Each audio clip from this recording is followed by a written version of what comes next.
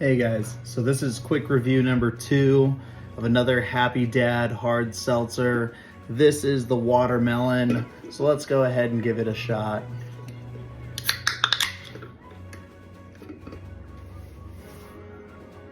Not sure it has a watermelon scent.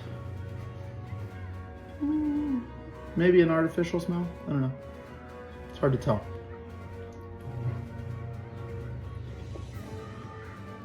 Flavor-wise, has a watermelon flavor though.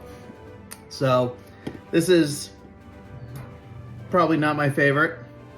I'll obviously finish it, but I'm looking forward to trying the other flavors for the assortment pack.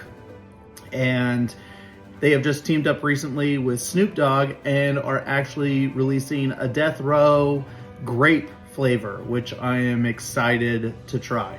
So go ahead and stay tuned for the other quick reviews, and I'll talk to you guys all later.